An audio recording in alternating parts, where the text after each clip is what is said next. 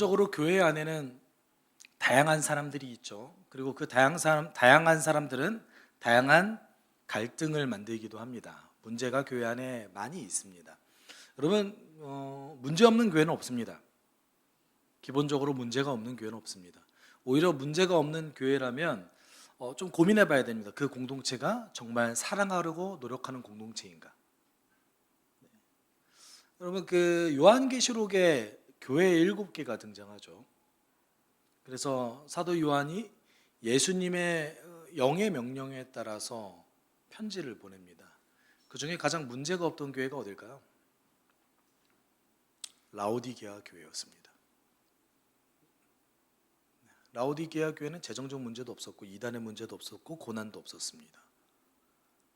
그런데 예수께서 그 라오디게아 교회를 향해서 뭐라고 얘기하셨냐면 내가 너희를 토해버리겠다. 너에겐 생명력도 없고 누군가를 치유할 수 있는 의지도 없다. 정말 아마 라오디게아 교회는 눈으로 봤을 때 굉장히 나이스한 교회였을 겁니다. 굉장히 부자 도시였고요. 그리고 그 안에 궁핍의 문제가 없었다는 거로 봐서는 그 안에 모여있는 구성원들도 상당히 재력이 있는 사람들이 많이 모였던 것으로 보입니다. 눈에 보이기에 굉장히 나이스해 보이죠. 근데 그 교회가 이게 하나님이 토해버리시겠다라는 것은 너희가 역겨워서 토해버리겠다는 것이 아니라 라오디게아 교회 앞에 있는 물처럼 마시면은 구토가 나오는 것처럼 아무짝에 쓸모없는 물이구나 라는 뜻이에요. 내가 너희를 불렀지만 너희가 아무짝에 쓸모가 없구나 라는 뜻인 겁니다. 문제가 없는 교회였던 것이죠.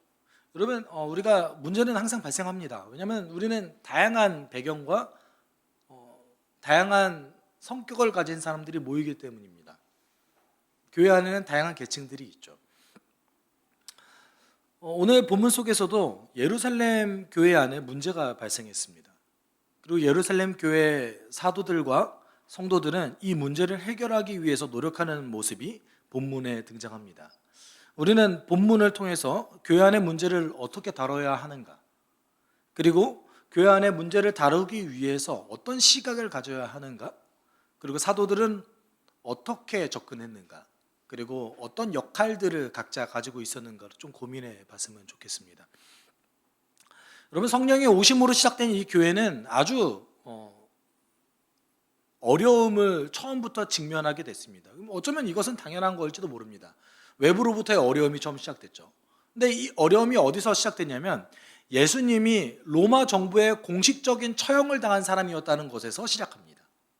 다른 얘기로 하면 반란죄로 잡혀서 죽은 사람이 그 사람의 제자들이 공식적으로 많은 사람들 앞에서 그 사람의 가르침을 전한다는 것은 어찌 보면 그 로마 정부에도 방한하는 것이고 전체 그 사회적인 법치 질서를 어기는 것이기도 하기 때문에 그렇습니다. 당연하죠. 유대 지도자들은 극렬하게 예수를 전하는 사도들을 압박하기 시작했습니다. 죽이려기도 했습니다. 물론 지난주 우리 본문 사도행전 5장에 따르면 그 문제가 해결된 것처럼 보이지만 사실은 해결된 것이 아니라 잠시 보류한 것이죠. 앞으로 유대 지도자들의 압박은 더 심하게 시작될 것입니다. 근데 그 과정 가운데 이제는 교회 외부의 문제가 아니라 교회 내부로의 문제가 발생하기 시작했습니다.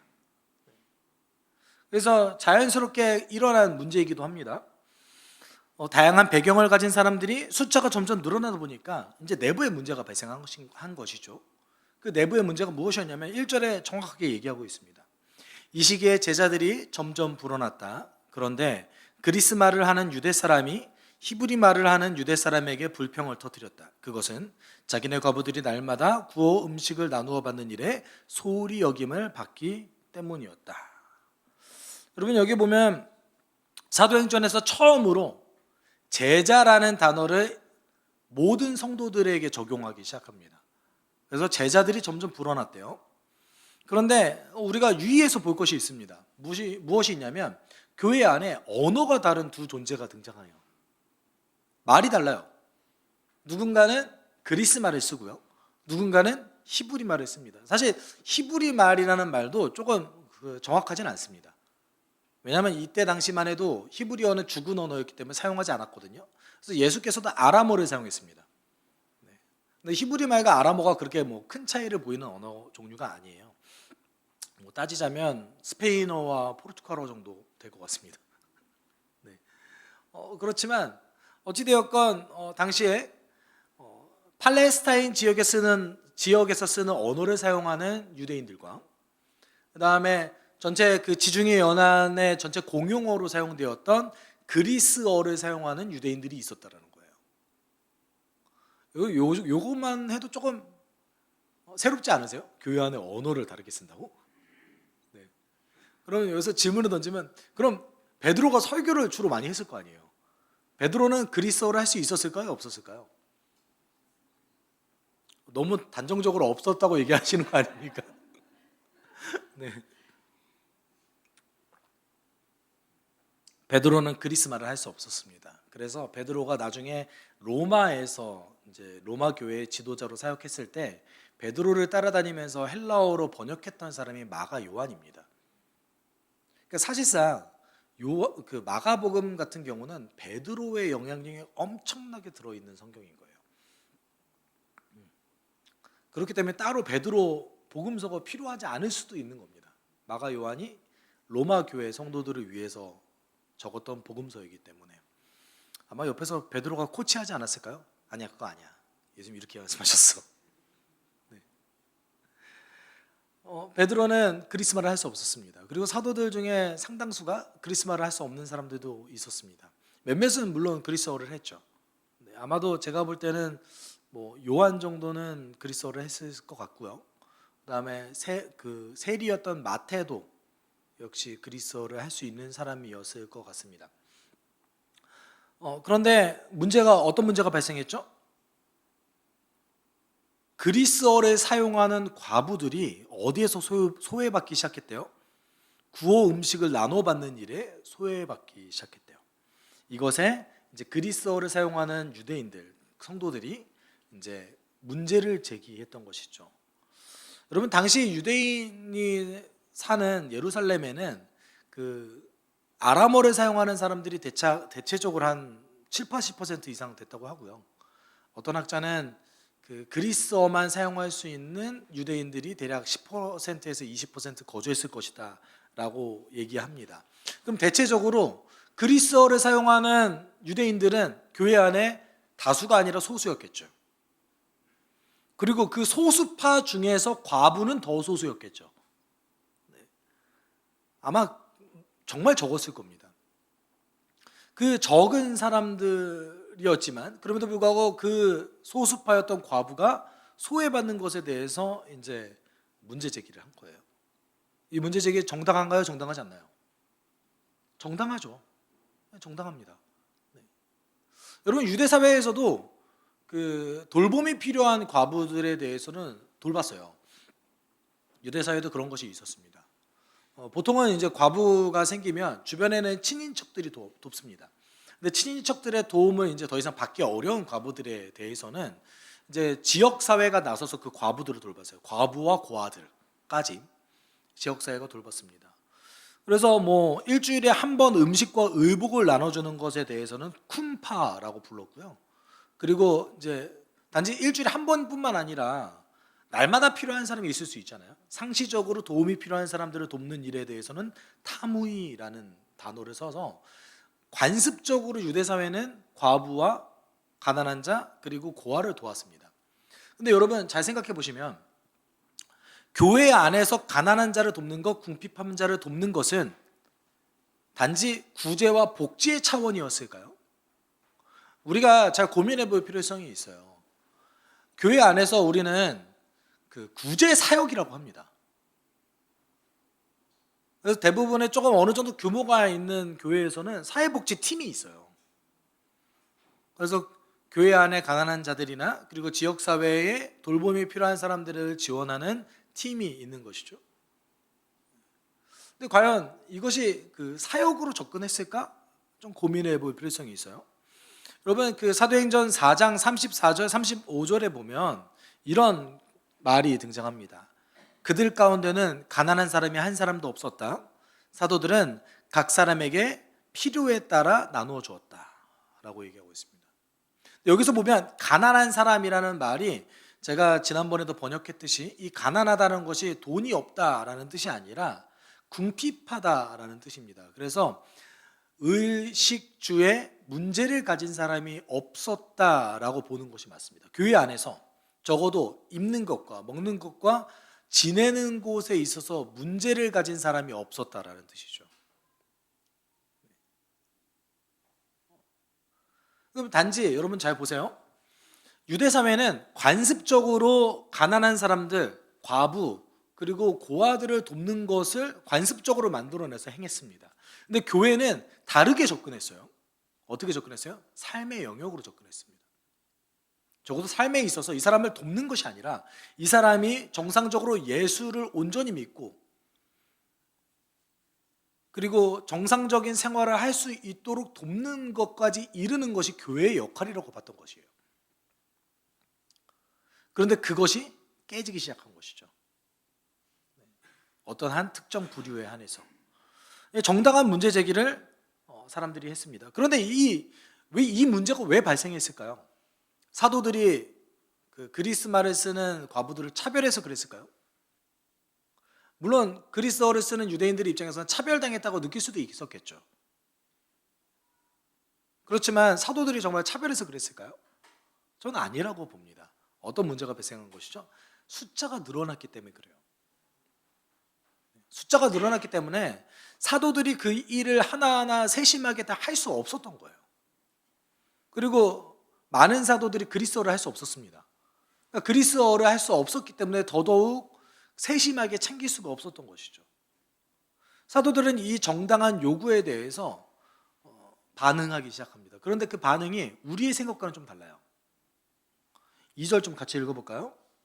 그래서 12사도가 제자들을 모두 불러놓고 말하였다. 우리가 하나님의 말씀을 전하는 일은 제쳐놓고서 음식 베푸는 일에 힘쓰는 것은 좋지 못합니다. 여러분 지금 사도들이 제기된 문제 제기를 어떤 부정하거나 반박하려고 하는 것은 아니죠.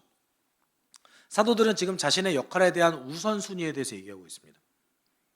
우선순위에 대해서 얘기하고 있어요. 근데 그 우선순위를 어떤 것이 우선순위가 있다라고 얘기한 겁니까? 사도들에게 있어서 하나님의 말씀을 전하는 일이 본인들에게 있어서 우선순위다라고 얘기하고 있는 겁니다.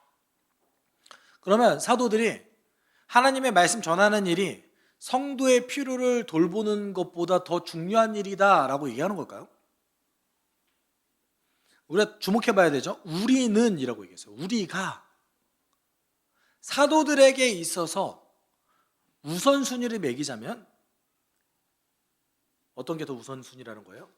하나님의 말씀을 전하는 것이 더 우선순위다 이런 얘기인 겁니다. 여기서 좋지 못합니다 라는 얘기인 것은 사도가 성도의 필요를 돌보는 것이 나쁘다 이런 얘기가 아니에요. 옳지 않습니다로 번역하는 것이 더 정확합니다. 마땅합니다라고 번역하는 것이 더 정확합니다. 그러니까 사도들에게 있어서 하나님 보시기에 말씀 전하는 것이 성도의 필요를 공급하는 것보다 더 우선순위에 있다라고 사도들이 지금 얘기하고 있는 거예요. 그럼 우리는 여기서 잠시 좀 고민해 봤으면 좋겠어요. 여러분 그러면 교회 지도자의 역할에 대해서 좀 고민해 보죠. 특별히 우리 그 한국 교회 안에서 대부분 교회 지도자들은 목사 아닙니까? 그럼 목사가 성도의 필요를 공급하는 것보다 말씀 전하는 것이 더 우선순위에 있는 걸까요?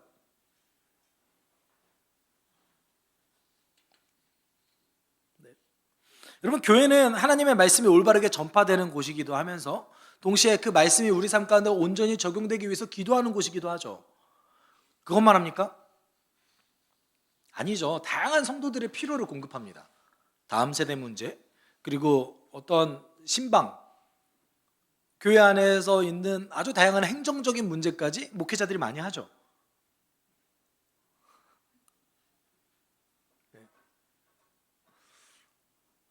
제가 많이 합니다. 네. 대부분의 예산 계획도 목회자들이 짜는 경우도 많이 있습니다.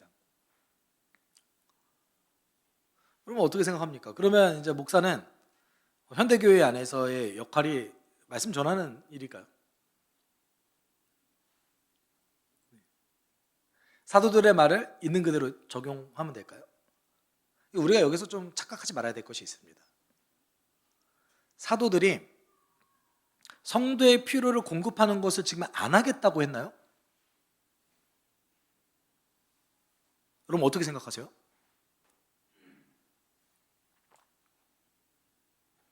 아니요, 그런 얘기 한 적 없어요. 성도의 필요를 공급하는 일에 대해서 나는 이제 손을 떼겠습니다, 이런 말 한 적 없어요. 그리고 두 번째는 두 개의 가치가 충돌했을 때 우선순위가 이거다라는 거예요. 예를 들어서 이제 시간을 써야 되는데 사도들이 생각했을 때에 이제 이 늘어난 성도들에 대해서, 숫자가 늘어난 성도들에 대해서 모든 성도까지 세심하게 그들의 필요를 살피는 것을 하려면 이제 하나님의 말씀을 전하는 그 준비하는 그 시간들을 줄여야겠다라는 판단이 선 겁니다. 그랬을 때에 뭐가 더 중요하다고 얘기한 거예요? 그랬을 때의 교회 지도자의 관점에서는 하나님 말씀 전하는 일이 더 중요하다라고 판단한 겁니다. 여러분 두 개는 균형이 맞아야 돼요. 사실은 하나님의 말씀만 전해서도 안 되고요, 성도의 필요만 공급해서도 안 됩니다. 하나님의 말씀만 전하려고 노력했을 때 어떤 문제가 생기냐면 성도들에게 어떤 영적, 육적 필요가 있는지 이해하지 못해요. 성도들이 영적인 필요를 알아야 공급할 거 아닙니까? 어떤 하나님의 말씀이 필요한지를 알아야 영적으로 분별할 거 아닙니까? 목회자가 나는 말씀만 전할 거야, 이것도 좀 이상한 거예요. 동시에 성도의 필요만 공급하려고 하면 어떤 문제가 생길까요? 하나님의 뜻을 분별하지 못하죠. 하나님 지금 목회자를 통해서 어떤 말씀을 하시고자 하는가, 그 영적 분별력이 흐트러질 가능성이 높습니다. 사실은 균형이 있어야 된다는 거예요. 뒤이어서 등장하는 사도들의 그 말들이 나는 이제 균형적으로 생각할 건데 이 분야에 대해서는 이렇게 할 겁니다라는 사도들의 생각이 들어가 있어요. 사도들이 목회에 대해서 어떻게 균형적으로 생각하는지를 3, 4절을 보여주고 있습니다. 3, 4절 볼까요? 그러니 형제자매 여러분, 신망이 있고 성령과 지혜가 충만한 사람 7을 여러분 가운데서 뽑으십시오. 그러면 그들에게 이 일을 맡기고 우리는 기도하는 일과 말씀 섬기는 일에 헌신하겠습니다. 우선 여러분 잘 보세요. 4절에 보면 사도들이 우리는 기도하는 일과 말씀 섬기는 일에 헌신하겠습니다 라고 얘기했습니다. 여기 4절에서 앞으로 우리는 성도의 필요를 공급하는 일을 안 할 겁니다가 있습니까? 뭔가 착각하는 게 있어요. 우리가 이 사도행전 6장 1절에서 6절까지 놓고 보았을 때 그래, 목사는 기도와 말씀하는 일만 하고 성도는 성도의 필요에 공급하는 일을 해서 서로 협력하는 것이 교회겠거니 라고 생각하는데, 사도들이 지금 본인이 예전에 했던 일을 안 하겠다는 얘기 없어요. 그렇죠? 이 얘기는 어떤 얘기입니까? 과거에 본인들이 했던 일을 하겠다는 거예요. 그러니까 이전처럼 똑같이 하겠다는 거예요. 그러면 새로 뽑힌 7명, 그 7명에 대해서 어떤 일을 맡기겠대요? 이 일을 맡기겠대요. 어떤 일이죠? 그리스어를 쓰는 과부들, 그 과부들에게 구제 사역을 하는 것에 대해서 맡기겠다라는 거예요.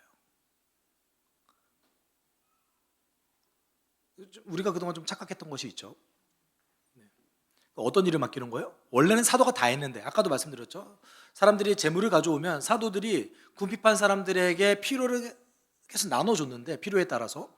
근데 이 일 중에 그동안에 사도가 했던 일은 그대로 냅두고 이 일 중에 소외받았던 계층, 특별히 그리스어를 사용하는 과부들에 한해서 그 일을 누구에게 준다라는 거예요? 7명을 뽑아서 하겠다라는 거예요.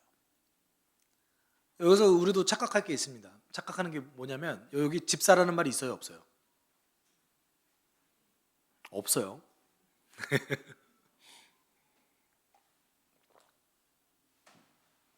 7명의 집사를 뽑은 것이 아닙니다. 누구를 뽑은 거예요? 7명의 형제를 뽑은 거예요. 그리고 7명의 형제의 역할이 뭐예요? 오늘 문제를 제기하는 그 문제에 대해서 해결하는 거예요. 여기서 우리는 두 가지 질문이 있어요. 그럼 이 그리스 말을 쓰는 그 과부들은 소수자잖아요. 첫 번째 질문은 7명까지 필요할까요? 한 번도 생각 안 해보셨겠지만 7명까지 과연 필요할까요? 그리고 두 번째, 음식을 나눠주면 되는데 뭐 이렇게 자격 요건이 커요? 그렇지 않아요? 이건 단순하게 음식을 나눠주면 되는 거예요. 이거 누구나 할 수 있잖아요. 근데 자격 요건이, 여러분 잘 보십시오. 어떤 사람이 하는 겁니까? 자격 요건이 뭐예요? 첫째, 신망이 있어야 된대요. 신망이 있어야 된대요. 이게 신망이 있다라는 것은 무엇입니까? 공동체 내에서 그 사람의 평판이 좋다라는 얘기인 거죠. 신망이 있어야 된대요. 그리고 두 번째의 조건이 뭐예요? 자격 요건이 성령과 지혜가 충만한 사람. 이 일을 하는데 이렇게까지 자격 요건이 있어야 되나? 여기서 어떤 문제가 생기냐면 또 그래도 평판에 관련된 것은 어느 정도 물론 주관적이긴 하지만 어느 정도 객관적인 지표가 가능합니다. 왜냐하면 적어도 평판이 나쁜 사람은 안 뽑힐 거 아니에요. 그렇지 않아요? 교회 직분자 뽑을 때 평판 안 좋은 사람 뽑으면 안 돼요. 그러니까 단 한 명이라도 평판이 안 좋으면 안 되는 거예요. 악의적인 거 빼고. 네. 그러니까 평판에 관련된 것은 그래도 들어보면 돼요. 그 사람 어때요? 들어보면 돼요. 근데 문제가 있습니다. 성령과 지혜가 충만한 사람, 성령과 지혜가 가득 찬 사람, 정확한 번역하면 성령과 지혜로 가득한 사람, 이 사람을 어떻게 분별합니까?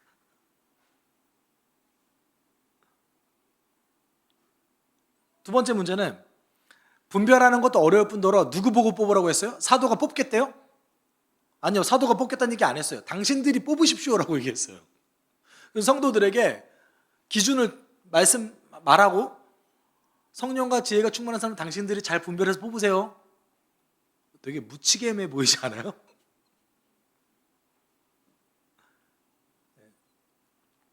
근데 잘 보시면 첫 번째 조건과 두 번째 조건이 사실은 다른 말하는 게 아닙니다. 다른 말하는 게 아니에요. 여러분, 성령과 지혜가 충만하다, 사도행전 그리고 적어도 오늘 본문 문맥에서 성령에 충만하다라는 것은 사도들이 가르치는 예수 그리스도의 가르침에 충실히 기쁨으로 따라가는 자를 의미합니다. 사도행전은 말씀 충만과 성령 충만을 동의어로 놓고 봐요. 그래서 사도들이 사역했을 때 뒤에서 계속 등장하는 사도들의 사역에 대해서 얘기할 때 사도들이 사역했더니 뭐라고 얘기해요? 말씀이 흥왕하더니. 성령이 그거 하셨다는 얘기인 거예요. 성령을 받았을 때 그들이 말씀이 깨닫고 그 말씀대로 살았더라라는 대목들이 너무나 많이 등장합니다. 여러분, 성령 충만이라는 단어 자체가 두 가지 개념을 함께 갖고 있는데, 하나는 말씀이 주는, 예수 그리스도의 가르침이 주는 깨달음과 어떤 기품을 계속해서 추구해 나아가는 것을 얘기합니다. 그 두 번째가 좀 중요한데, 이렇게 추구해 나갈 때 여러분, 그 예수 그리스도의 가르침을 들었을 때 거절할 수도 있어요. 충분히 거절할 수 있습니다. 안 그러세요? 하기 싫을 수 있잖아요. 그럼 내가 성령 충만하냐 성령 충만하지 않느냐로 놓고 보면 이거 하기 싫으면 좀 내 마음에 문제가 생긴 거예요.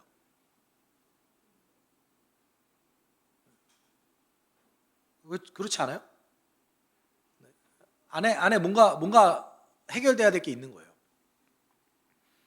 우리의 주님이신 예수께서 이렇게 하라고 하셨는데 물론 부담이 될 수 있죠.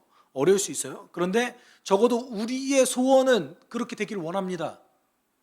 내가 그렇게 살아가기를 원합니다.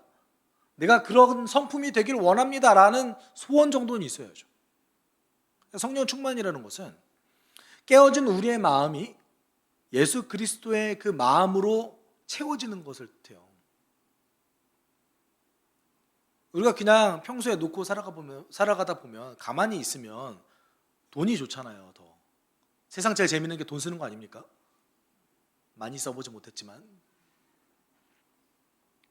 그렇잖아요.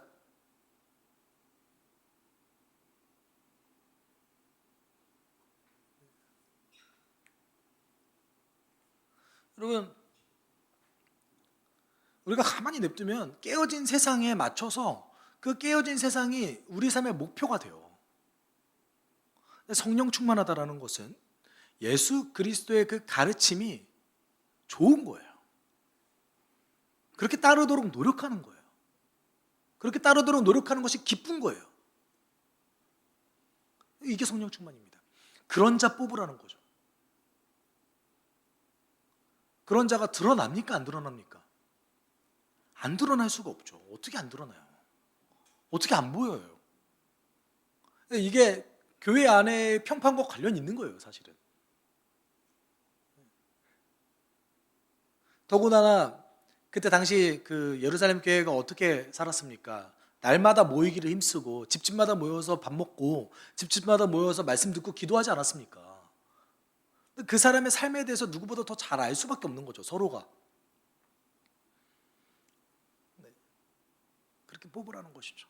근데 문제, 제가 아까 두 가지 질문을 던졌잖아요. 그럼 왜 이렇게 자격 요건이 많고 왜 7명까지 필요할까? 그냥 나눠주기만 하면 사실 한두 명만 있으면 충분하잖아요. 여러분, 사도가 성도의 필요를 공급하는 일이 단지 그냥 물질을 전달하는 일이 아니기 때문에 그런 거예요. 그들이 말씀을 전하고 그들이 복음을 전했던 것이 아니지만 그 행위가 어떤 행위라는 거예요? 사람의 영혼을 만지는 행위 중에 하나였다라는 겁니다. 그러니까 단지 누군가를 돕는다 이게 아니라 교회를 대표해서 성도의 삶을 만지는 일 중에 하나였다라는 거예요. 그러니까 성도가 성도를 그냥 돕는 거 누구나 할 수 있죠. 근데 지금 누구를 뽑은 거예요? 교회를 대표해서 교회 안에 가장 약자로 분류되는 사람들을 돌보는 일에 헌신할 사람을 뽑은 거예요. 그러니까 당연히 자격 요건이 있어야죠. 그 당연히 세심하게 돌봐야 되기 때문에 한두 명 갖다 안 되는 거예요. 여러분, 교회는요 언제나 효율성을 추구하지 않았습니다. 항상 효과를 추구했어요. 이것이 효율적이니까 이렇게 합시다, 이게 아닙니다. 사람이 많이 필요하고 자격 요건 있는 사람이 적을지라도 하나님 앞에서 옳은 일을 행하기 위해서 항상 큰 효과를 내기 위해서 노력했다는 거예요. 더구나 가장 사회적 약자로 분류되는 사람들을 돌보는 일이기 때문에 더 주 안에서 바로 서 있는 여러 명이 필요했던 것이죠. 5, 6절이 그것을 증명합니다. 5, 6절을 좀 같이 볼까요? 모든 사람이 이 말을 좋게 받아들여서 믿음과 성령이 충만한 사람인 스데반과 빌립과 부르고로와 니가노르와 디몬과 바메나와 안디옥 출신의 이방 사람으로서 유대교회에 개종한 사람인 니골라를 뽑아서 사도들 앞에 세웠다. 사도들은 기도하고 그들에게 안수하였다. 여러분, 여기에 나오는 그 7사람의 이름이 유대식 이름이 단 한 명도 없습니다. 전부 다 어떤 이름인 거예요? 그리스어식인 이름인 거예요. 다 그리스어 이름이에요. 그러니까 사실 유대식 이름 중에 되게 여러분 12사도들의 이름이 유대식 이름이에요.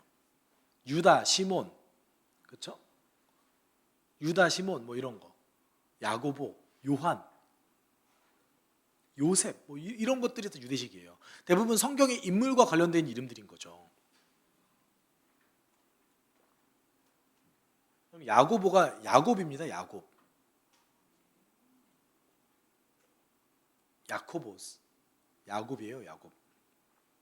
성경 인물과 관련되어 있어요. 다. 예수와 여우수와 예수 다 같은 이름이에요. 호세아까지. 그러니까 유대식 이름이 조금씩 변형돼서 성경의 인물들로 속에서 등장하는 거예요. 근데 지금 오늘 본문 속에서 등장한 사람 다 누구예요? 유대식 이름이 아니라 그리스어 이름이에요. 어떤 종류의 사람들이라는 겁니까? 문제를 제기한 사람들 가운데서 뽑은 거예요. 이해하셨어요 지금? 문제를 제기한 사람들 가운데서 7사람을 뽑아서 그 일을 하게 만든 겁니다.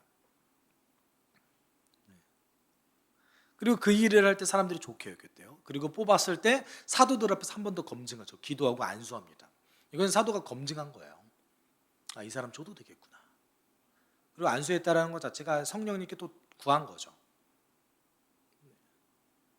여러분 오늘 본문은요, 어떤 한 직분자를 뽑았고 7명의 집사를 선출했다라는 본문이 아니에요. 어떤 본문입니까?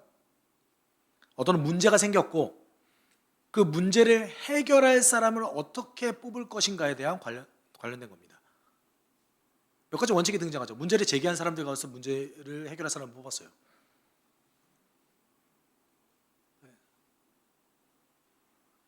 교회 안에 하지 말아야 될 게 뭐예요? 아, 이거 문제를 발견했어요. 어떻게 해야 돼요? 자기가 해야 돼요. 네. 그리고 그 문제를 발견한 사람들끼리 모여서 같이 공론화해야 되는 거죠. 그리고 이 문제를 해결할 사람 가운데 어떤 사람을 뽑는 거예요? 예수의 명령을 따라서 살아가기를 기뻐하는 자를 뽑는 거예요. 이 말은 아까 2가지 조건을 얘기했지만 예수의 명령을 따라서 살아가기를 기뻐하는 자가 자기 스스로만 생각하는지 자기 스스로 그렇게 살아간다고 생각할 수 있잖아요. 아니면 다른 사람도 그렇게 인정하는지를 보는 거예요.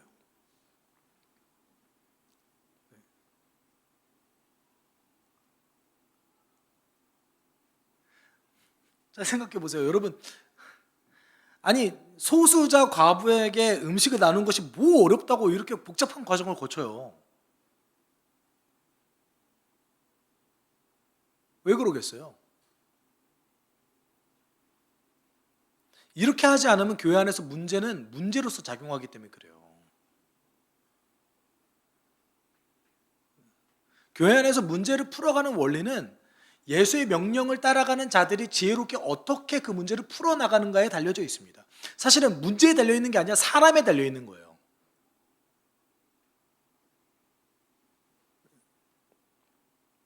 그러니까 선출한다고 다가 아니라는 것이죠. 선출한 다음에 교회 지도자였던 사도들에게 검증을 다시 한번 받은 겁니다. 여러분, 이들은 교회 안에서 소외되는 사람이 없도록 어떻게 하면 더 아름다운 공동체가 될 수 있을지, 어떻게 하면 서로 더 사랑하는 공동체가 될 수 있을지 사실은 문제의식을 가지고 서로 협력했던 것이죠. 직분자를 뽑은 것이 아니라 나 이거 너무 바빠서 목회장이 너무 바쁘니까 이제 이것만 전담할 사람을 뽑아서 세워야겠다, 이게 아닌 거예요. 네, 이제 여러분 잘 생각해 보십시오. 하나님의 일을 감당하는 것은 사실은 그렇기 때문에 아름답고 영광스러운 일입니다. 물론 하나님의 일을 할 때는 대부분은 교회 안의 필요에 따라서 그 일이 결정되어지죠. 그렇죠? 문제의식으로 시작합니다. 그런데 오늘날에 이 하나님의 일이 과연 영광스럽게 여기고 있는가? 아름답게 여기고 있는가? 우리 좀 고민해 볼 필요성이 있어요. 교회를 대표해서 어떤 일을 행한다라는 것은 너무 귀한 일이에요. 그런데 어느 순간부터 이것이 많은 교인들에게 거추장스러운 일이 되어버렸습니다. 내 시간을 그냥 쓰는 일로만 여겨지게 되어버렸어요. 부담스러운 일로만 작용하기 시작했습니다. 과연 하나님이 이걸 원하실까요? 그리고 교회를 대표해서 어떤 하나님의 일을 행하는 것이 정말 희생일까요? 좀 고민해 볼 필요성이 있죠. 본문은 그렇게 얘기하고 있지 않습니다. 본문은 그것은 거추장스러운 것이라고 얘기하고 있지도 않고 그것이 희생이라고도 얘기하고 있지 않습니다. 어떤 거예요? 아름다운 교회를 세워나가는 데에 하나님의 영광스러운 본분을 맡은 자라고 보고 있는 겁니다. 그렇기 때문에 자격 요구를 구하는 겁니다. 여러분, 교회 일은요, 교회 일을 맡으니까 자격이 갖춰지는 것이 아니라 자격이 된 자가 교회 일을 하는 겁니다.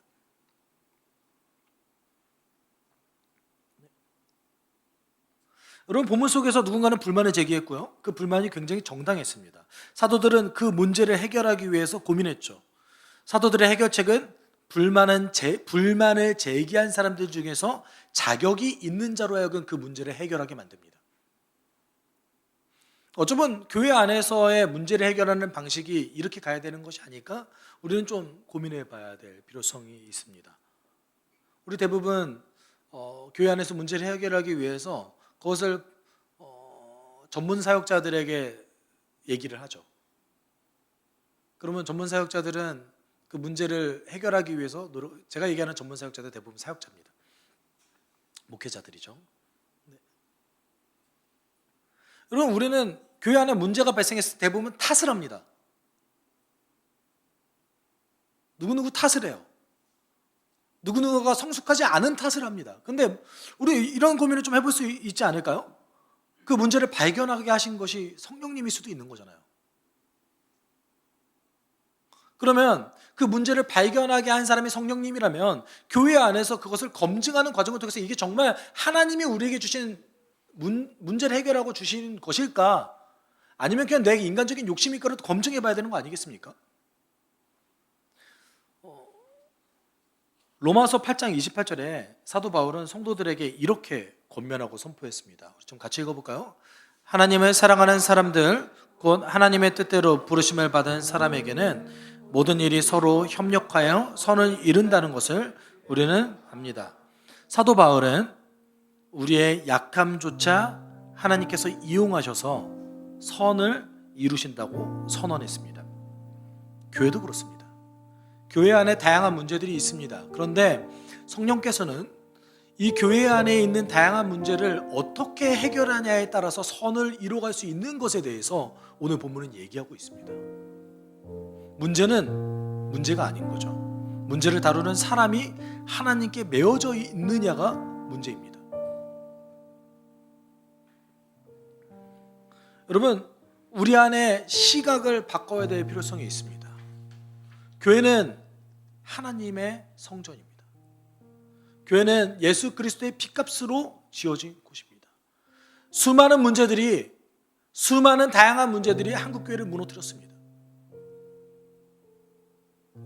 그런데 우리가 그 문제를 성령께서 이 교회를 아름답게 일어나기 위한 하나의 도구로서 쓰신다는 것을 인정했을 때 우리가 생각해야 될 것은 단 하나죠. 우리가 부르심 받은 자들인가? 우리가 하나님의 뜻대로 부르심 받고 하나님 사랑하는 자들인가? 그러면 이 문제를 나는 어떻게 대하고 어떻게 받아들여야 될 것인가? 이걸 해결하는 것이 주의 일이라는 인식을 좀 가질 필요성이 있다는 겁니다. 여러분, 우리가 함께 기도할 때 여러분, 주의 사람들에게 하나님의 뜻대로 부르심을 받은 자들에게 교회 안의 문제는 문제로서 작용하는 것이 아니라 아름다운 공동체를 이루어가기 위한 하나의 도구라는 것을 기억할 필요성이 있습니다. 문제는 그것을 바라보는 사람에게 달려 있습니다. 하나님, 내가 교회 안의 문제를 바라봤을 때에 주의 눈으로 보게 주님 도와주십시오. 그것을 해결해서 더 아름다운 공동체를 이루어가기를 원하는 하나님의 부르심이라고 인정할 수 있게 날 도와주십시오. 내가 그의 뜻대로 부르심을 받은 자, 하나님 사랑하는 자가 되게 되어서 당신 앞에 문제를 문제로 보는 것이 아니라 문제를 하나님의 일하시는 도구로 보게 주님 인도해 주십시오. 우리가 함께 이렇게 기도하도록 하겠습니다. 사랑하시는 하나님 아버지, 감사합니다.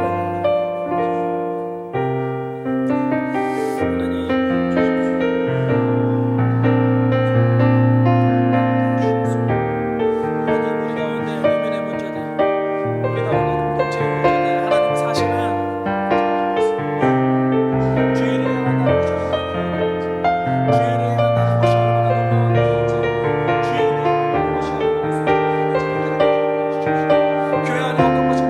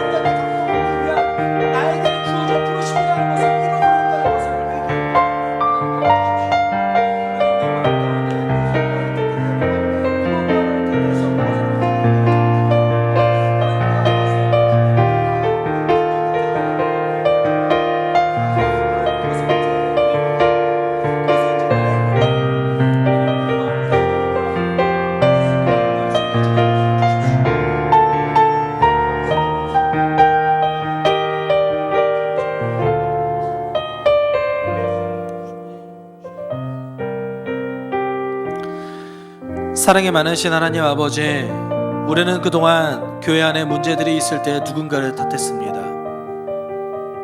그것이 성령께서 이 교회를 더 아름답게 갖고 가기 위한 부르심인지 모르고 누군가를 탓하고 교회 안에 문제로서만 작용한다고 생각했습니다. 하나님, 이제 우리 그런 마음을 회개하오니 우리 마음을 붙잡아 주셔서 우리 가운데, 우리 공동체 가운데 어떤 문제를 발견했을 때에 그것이 나를 향한 부르심이라고 기억하게 주님 도와주십시오. 그 문제를 다루는 사람의 문제임을 우리가 기억하게 인도해 주십시오. 오늘도 우리를 사랑하셔서 한 공동체로 부르시고 그 공동체가 더 기뻐지고 더 성장하길 원하시는 그 주님의 부르심에 우리가 아멘으로 순종하게 인도하여 주시옵소서. 감사를 드리며 예수님의 이름으로 기도드립니다. 아멘. 주 예수 그리스도의 은혜와 하나님의 사랑과 성령의 교통하심이 교회 안에 다양한 문제들을 문제로 여기는 것이 아니라 하나님의 부르심으로 여기기를 소망하는 숲속교회 성도들과 그 한 주간의 삶 가운데 함께 있을지어다. 아멘.